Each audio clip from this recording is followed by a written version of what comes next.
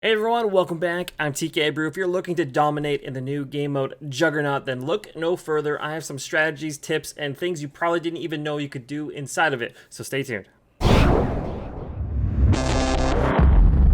Before we jump right into it, right before one of our Juggernaut games on High Rise, I was jumping around and managed to jump out of the map and fall infinitely to my doom while we're waiting for the game to load.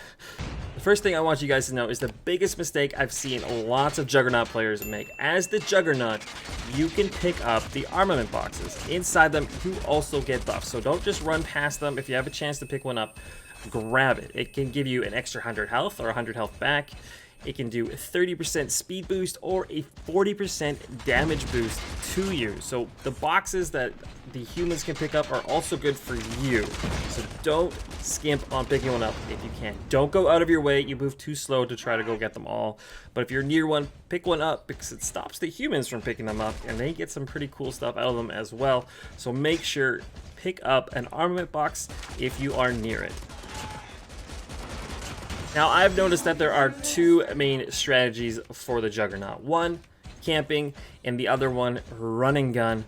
Both have their positives and negatives. Both work fairly well. I've seen someone camp so hard that no one was able to get a kill after the guy spawned as the Juggernaut. That's kind of crazy. So for camping, you're going to want to find a spot where there's only one way in, one way out. People can't throw things through windows, shoot things through windows, and you have your hunkered down in a spot. Because you need to be careful. If you can shoot them, they can shoot you. If you can shoot them through the floor, they can shoot you through the floor. So camping has some merit, but you have to also understand that they're going to be outnumbering you, out-pushing you, and if you overheat your gun because there's so many people running at you, you are a sitting duck, which is why I kind of like a run and gun a little bit better than camping. Now the run and gun strategy works fairly well. The idea is to keep moving and killing. As soon as you kill someone, they're going to have to respawn, so there's less people on the field, and if you keep moving in a direction, you can actually start funneling people towards you, and it allows you to sometimes dodge shots, get out of the way, pick up armament boxes if you need to, and it's just a lot easier to control the flow of the game if you're moving, because you are in control, unlike camping where you are not in as much control because you're in a very tight spot and you're just trying to hold down. Run and gun gives you a lot more options. You could even do laps of the map. I've done laps of the map just like taking out everybody while you're running gun because they just come at you one at a time sometimes and they can't really work together so much if you keep moving, unlike when you're camping. So those are my two strategies, camping or my favorite, run and gun. Now the odds are at the start of the game, you're not going to be the Juggernaut, you're actually going to be a human, which means you're going to have one main goal: stay alive. If you die, you feed the Juggernaut points, and if you also die, it's impossible for you to kill the Juggernaut because you are dead. The good thing for humans, you are actually fairly quick running around with the chopper, fairly agile, be able to move and dodge and get out of the way, and you still get points even if you don't kill the Juggernaut. So staying alive, not feeding him points, but giving yourself points is very good, so don't die. The good news is the Juggernaut moves so slow it looks like it's walking through molasses, and you are very agile, very quick. You can catch up to it if it's on the other side of the map, and you can even dodge shots because of how slow it is. What you're going to want to do as the main strategy, and probably the only strategy, plus I have one more, but it's not as good, is you're going to want to use wall peeking. You're going to want to hide behind a wall, pop out, take shots, and pop back in, because he moves so slow, he aims so slow, that it's going to be very easy for you to, I want to call it ninja your skills and ninja damage onto him without getting any shots or damage to you. You can use other people as what I like to call meat shields and shoot through them while the Juggernaut's shooting them so you don't take any shots. But you're going to want to try to stay alive all the time. You don't want to die even once. You don't even want to feed anyone else any more points. So even if you don't get the final kill, it's better not to feed the other team points. Now, like I said, I do have another more riskier strategy that you could use, and that is waiting for the Juggernaut to start taking shots at everybody else and waiting till his health gets low and then laying into him, because if there's less people around and he's lower health, you're more likely to get the final kill to become the Juggernaut.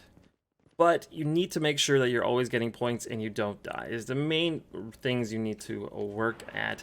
So either quick moves in and out, or try to be the last person to take shots at him as he whittles down to 0 life. Now for the humans out of those armament boxes, you can either get the Sparrow, War Machine, Death Machine, or the Purifier. My personal preferences are the Sparrow and the War Machine, just because they have explosive damage. The explosive damage allows you to basically shoot them from around the corner, kind of, so you don't always have to be in the direct line of shot. Unlike the Purifier and the Death Machine, you have to be in pure line of sight of that Juggernaut, who's just probably going to rip you a new one if you're standing too much in the open for too long trying to use your cool thing that you got out of the box.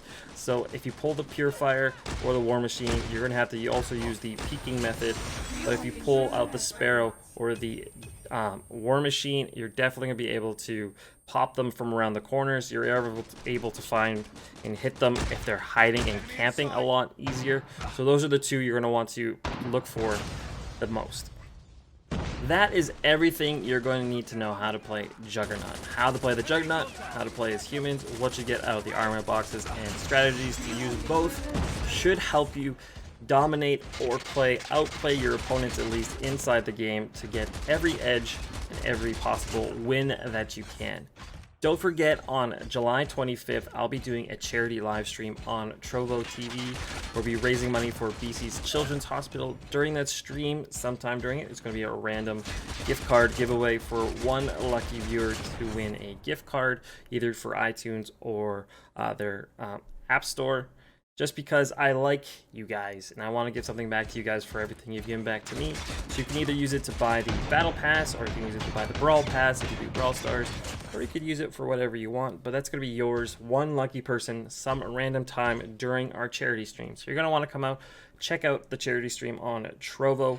Thank you for making it to the end of the video. If you did, you probably like me or got hypnotized by the ginger beard. So you're going to want to click that subscribe button and join the Brew Crew, because I try to give you the best and brightest information whenever I can.